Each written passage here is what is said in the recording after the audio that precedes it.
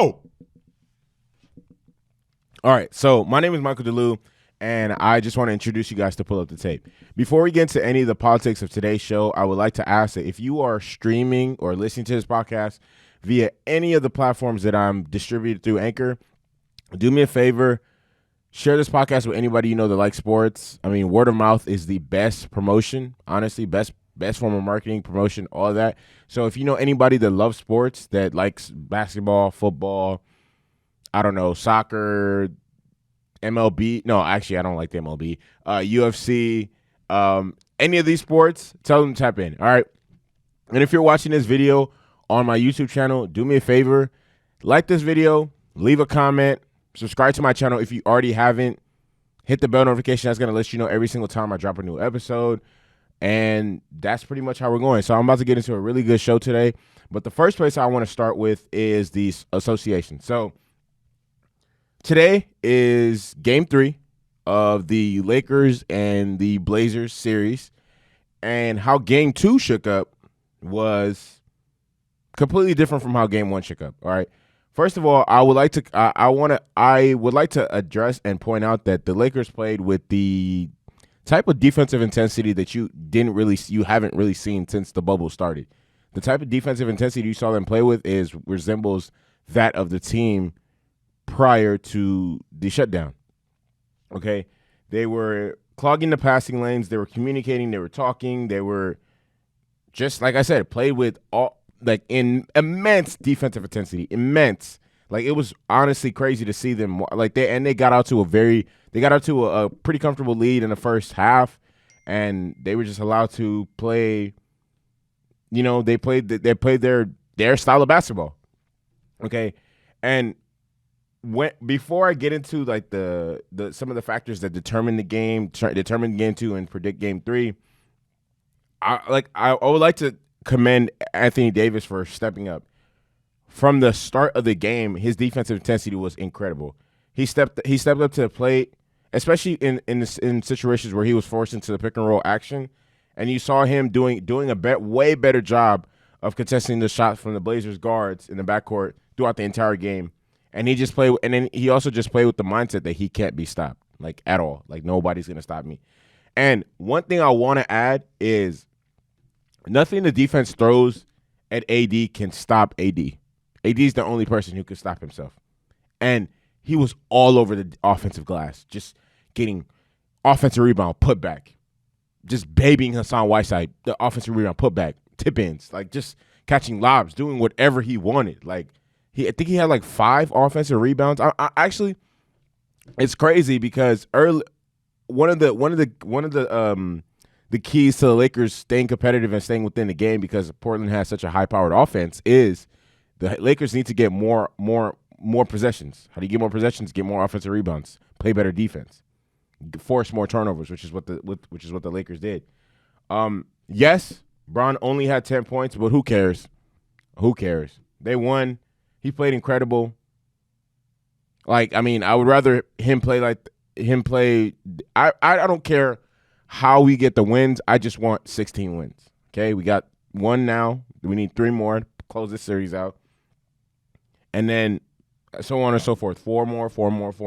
Let's get it. I want to show some love to the Lakers role players who stepped up. JaVale McGee, he had 10 points, 8 rebounds. 5 of them were on the offensive glass. Again, that's extra possessions. KCP actually played good. I can't say the same for Danny Green. KCP had 16 points. He went 4 for 6 from 3-point range. Kuz didn't play the hottest. Danny Green didn't play the hottest. The verdict is still Danny Green. The verdict is still out on him. He only had 1 shot. Like, yo, please get it together. Please get it together. J.R. Smith came off the bench and had 11 points. Dion Waiters played off the bench, played pretty decent. I will say that the Lakers shot pretty respectable percentage from 3. They went 14 for 38 in Game 2. And again, I never really got nervous after the Lakers lost Game 1 because I knew like they would put together this type of performance. Like, realistically, the Lakers are the better team. Like realistically, yes, Dame was balling like he was Kobe, and CJ was playing lights out, and Melo was playing lights out. But at the end of the day, they're still not better than even if that team had been healthy all year long, probably wouldn't have finished ahead of the Lakers. Probably wouldn't have beat the Lakers in the season series. Still not a better team than the Lakers. So with that being said, game three, I expect the Lakers to win this game again. I honestly expect I said the Lakers would win in either 5 or 6. So I do see Portland picking up another W, maybe out of respect to them because they're a good team. But realistically, 5 or 6 games in this series over. Look, if the Lakers play tonight the way they did on game 2, and Anthony Davis is just playing like he can't be stopped and playing like the monster that he is, they're not going to lose this. They're not going to lose this series or another game. And if Bron shows up tonight, I don't see them losing. Okay, don't see them losing. I don't think they'll be blowing anybody up. I don't think they'll win the game again by 33. I'd be shocked if that happened. But again, the Lakers did a very good job in containing. I can honestly say they contained Dame in the second quarter, and he did suffer a hand injury. But the Lakers did a very good job in containing him on various possessions, even when Dame was able to split the double team. AD was there to help at the rim whenever Dame was driving to the basket or stuff like that, and they did a good job contesting majority of his shots. I guess you could say Danny Green did a good job. You know, he played good D, but we need you to knock down shots, okay? And yeah, the Lakers for the most part kept the Blazers in check all night, and that was very good to see. So I'm hoping and anticipating a similar performance on the defensive end. I don't see the Lakers beating them by 33. That would shock me if that happened, but I do see the Lakers winning the game. Maybe a close game. Maybe single digits to maybe anywhere from single digits to 10 points. That's what I predict happening. If the Blazers want to win this game, they're obviously going to need Dame to step up. They're going to need Dame to step up. They're going to need CJ to step up again. They're going to need the same type of performance that they're going to need to shoot. They're honestly going to need to shoot the lights out. Like, if the Blazers aren't hitting shots, they're not. And it's not even Blazers because honestly, when it comes to analyzing playoff games and stuff like that, a lot of the stuff is pretty generic. If you hit your shots and play good defense, most likely you're going to win. If you offensive rebound, most likely you're going to win. If you know what I mean, like if you do certain things in playoff series, you're most likely, more than the other team you're playing against, you're most likely going to win that series. Shooting, playing good defense, offensive rebounding, forcing turnovers. If you're doing any of these 4 things, you're probably going to win your series. If you're doing it more than the other team, you're probably going to win your series. With that being said, the next team I want to get into is the other 1 seed that's in this tournament is the Bucks. So the Bucks were able to bounce back. The Bucks have their game 3 later today. They were able to bounce back in game 2, and they beat the Magic 111-96. And I don't think that comes as a surprise to anybody, as the Bucks are, one of the better defensive teams in the league. They remain in the playoffs, and they even their series 1-1.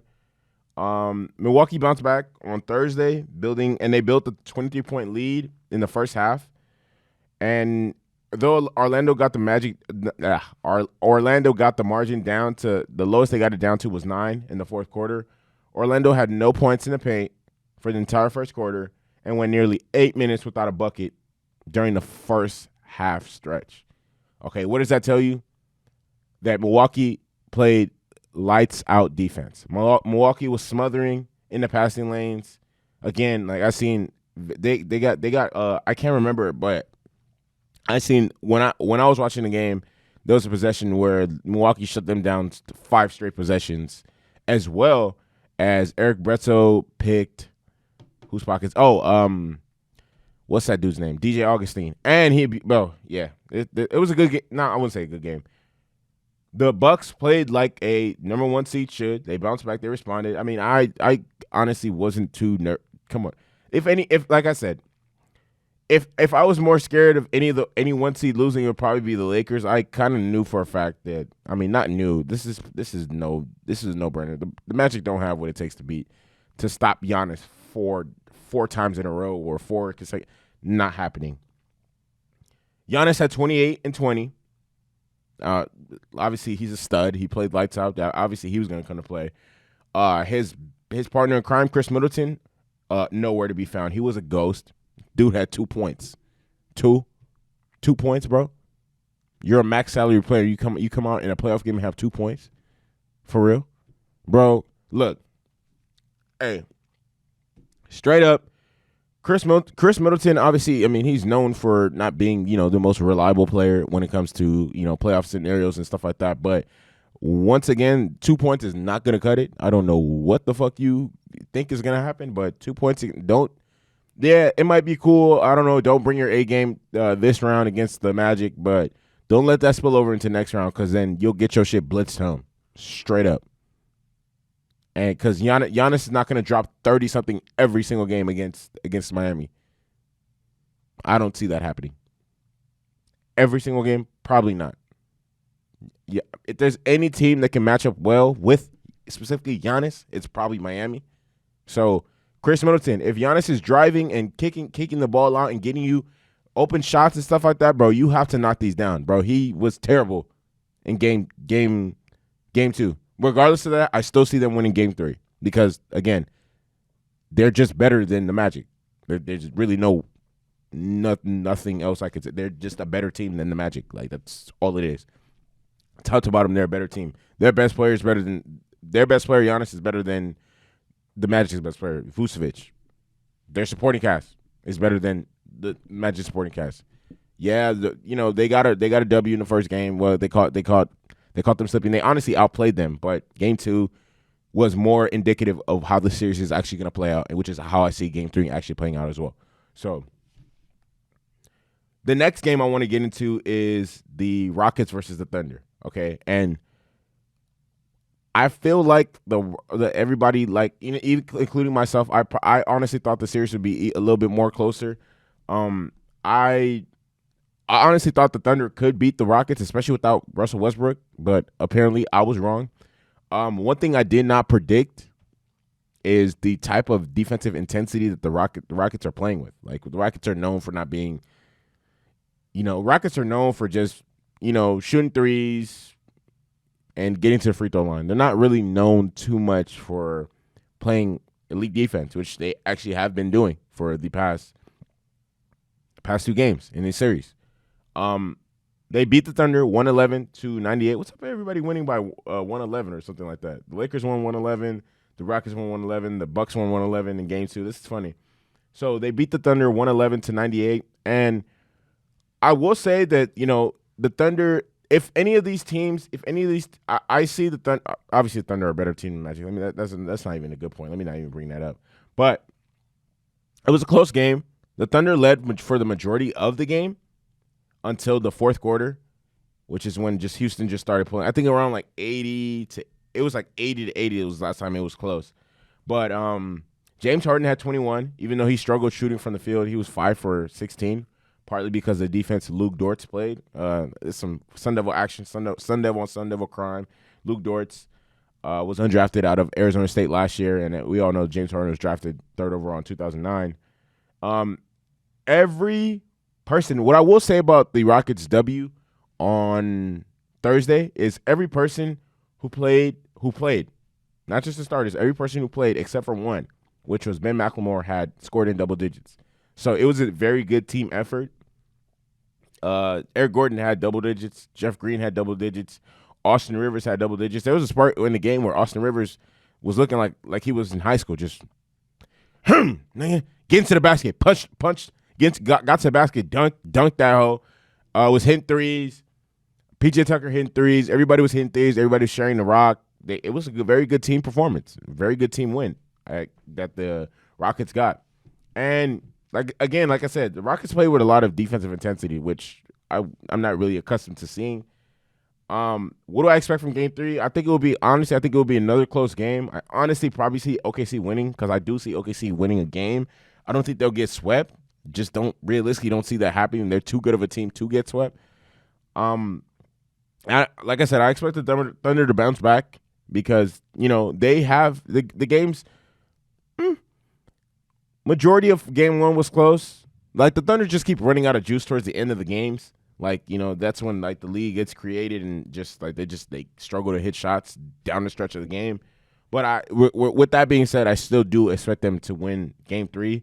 If I'm wrong, I'm wrong. Have no problem admitting that the very next day, on the next episode of the podcast. But again, I expect them to win Game 3, make this series some sort of interesting. I mean, they are piecing together good basketball. Like I said, they're just running out of juice towards the end of the games. And I want to give a shout out to Shea. Shea had 31 points. I'm assuming that's a playoff high for him because, I mean, this is his second year in the league. And I don't remember him scoring 30-something points last year while he was playing for the Clippers in the playoffs. So can't wait to see that game. Honestly, I'm really excited about all these games. Game 3 should be very, very interesting to watch in all these series to see how they shake up. Again, I got the Lakers winning. I'm picking the Thunder to win. I'm obviously picking the Magic. And the Pacers, I believe. Pacers and the Heat. I got the Heat. I think the Heat are going to sweep these dudes. I don't know what's up with the Pacers. I expected them to put up a better fight than this, but I mean, hey, sometimes expectations don't always meet reality. So, I mean, it is what it is. So, to get into my next topic was the lottery. So, the lottery happened on – when did the lottery happen? Earlier in the week. I think it was Thursday or Friday, one of the two. And I want to give a big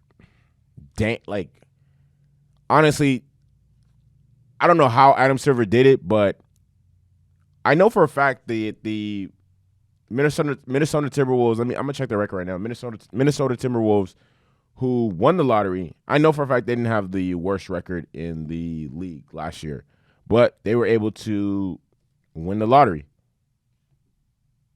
which is crazy. Not crazy, but I mean we all know that. Once Adam Silver came into the league, one of the things he wanted to do was just get rid of the whole tanking thing. He wanted that to be done. Like he realistically felt like no team should be rewarded for deciding that we're going to lose today. You know what I mean? And I agree with that. And one of the teams who had the worst records in the league, which was the to no surprise, which was the New York Knicks, they ended up getting the 8th pick overall. The 8th pick. And this is how the lottery shook up. Minnesota got the number 1 pick. Golden State got the 2nd pick. Charlotte got the 3rd pick. Chicago 4th. Cleveland has the 5th pick. Atlanta has the 6th. Detroit has the 7th. New York Knicks has the 8th. The Washington Wizards have the 9th. And the Phoenix Suns, who just went undefeated in the bubble, have the 10th pick. And it's just really funny to me. Like I don't know. I don't mean to continuously take shots at the Knicks for sucking, but yeah. It doesn't seem like they can catch a break. Like I feel like, I mean, even from last year. Yeah, let's see. Who had the lowest winning percentage? Actually, yeah. Even from last year, it must really suck to be a Knicks fan. Like really, really suck. Like I seen memes on Twitter. Knicks fans after when they get in, like Knicks fans getting ready for the lottery, and it's people painting clown makeup on them. Like there's such a dysfunctional organization. Like I would, and honestly, they like, again, the only hope for the Knicks to turn this thing around is through building through the draft. But they keep getting. If they're not drafting within the top 5, they're not turning nothing around. And because I don't feel like they don't have the ability as an organization to identify talent and draft it and groom it and mold it into what could become a superstar. Because I mean, realistically, if you're drafting in the lottery, that means there's at least 1 to 3 players that you can identify that can, even if you're not drafting top 5, that if you're drafting within the lottery, you can identify somebody that can help your team. But to do that, you also have to have a functional organization that supports the growth of young players, which the Knicks don't have. The Knicks are a joke. The Knicks are clowns. And honestly, I honestly don't see the Knicks fortune and like their franchise turning around as long as they have James Dolan as their owner, like at all. I don't see it happening. So now the debate's going on. Who's going to get drafted number 1 overall? Will it be LaMelo? Will it be Anthony Edwards? Will it be James Wiseman? Exactly how that's going to shake down, I don't know. I'm really excited to find out. I'm not going to sit here and predict anything like that because I really don't know what's going on in these people's head. Like I'm hear one of my boys telling me that the Warriors are really high on LaMelo, but I mean I remember seeing reports during the shutdown like if the Warriors get the number 1 overall pick or second pick or top whatever, they're not picking him. They're not interested in picking him or anything like that.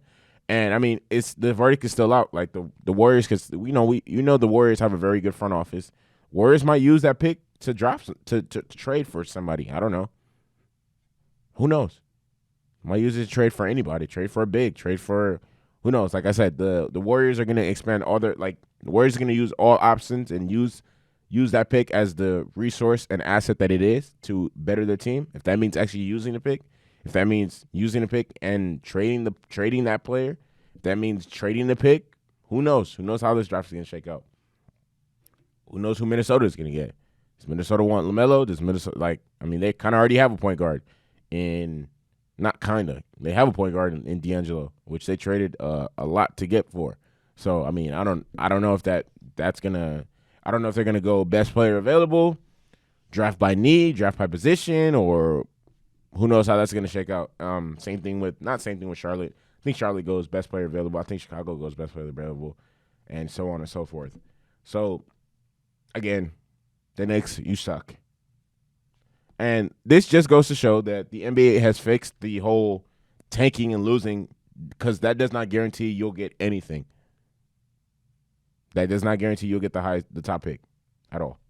Because look what the Chicago Bulls have the 3rd overall pick, but they finished 11th in the conference. They finished 3 games ahead of Cleveland. They finished 7 games ahead of Golden State. They finished 3 games ahead of the Timberwolves. Like it's not a foregone conclusion that losing is gonna guarantee a lottery pick. So, hey. The Detroit Pistons even finished ahead of actually they suck. But anyways, to get into my last topic of today's podcast is Ron Rivera. So, it was reported that Ron Rivera has been diagnosed with cancer. But the amazing thing about this is he plans to continue coaching, and Adam Schefter reported this on Thursday night. Rivera was diagnosed with squamous cell carcinoma, which is located in the lymph node. The team said in a statement that Rivera said that the cancer was in early stages and is considered very treatable and curable. Rivera himself told his players about the diagnosis at a team meeting on Thursday night, and as now he said nothing changes with his job. Also went on to say that I plan to go on coaching. Doctors encouraging me to do it. They said that if you feel strongly, do it. Don't slow down. Do your physical activities, but everyone keeps telling me by week 3 or 4 you'll probably start feeling it. According to the Mayo Clinic, which is the squamous cell cancer is a form of skin cancer, which is what Rivera has, and it's usually not life-threatening but can spread throughout the body and cause serious complications. For those of you who don't know, Rivera is 58, and he's consulted with many doctors and specialists, and he's devising a treatment plan with the team and an outside specialist. The lump was found in his neck in early July, and when it didn't go away for a couple of weeks, he visited the doctor again, and he was told that it was cancer about 2 weeks ago. And Rivera's initial reaction was he was stunned, and he was actually quite angry because he felt like this was the healthiest he's been in a very long time, and I don't blame him. That's probably a very tricky situation. I mean, I know a lot of people who died from cancer, but I'm thankful for him that this probably is something that he can beat, and there won't be too many complications because they were able to get on it ASAP. And I mean, he does work for a very, very good, no, I wouldn't say very, very good organization, but he obviously works for an organization that, I mean, I'm assuming has great healthcare benefits, and they can exhaust all resources to keep him as healthy as possible. And with that being said, that's going to conclude today's podcast. My name is Michael DeLu. I am the host. And I would like to ask that if you are listening to this podcast via any of the platforms that I stream on, Apple Podcasts, Google Podcasts, Spotify, SoundCloud, share this podcast with anybody you know that loves sports, basketball, football, soccer, UFC, all that. Share again, share some more, share again, share after that. Keep sharing. And if you're watching this video on my YouTube channel, like this video, leave a comment, subscribe, hit the bell notification. It helps me tremendously to get to where I'm trying to go. I do my part, you do yours. All right, Shake the Room movie viral, we lit. Go Lakers. Fuck anybody who hating, and yeah.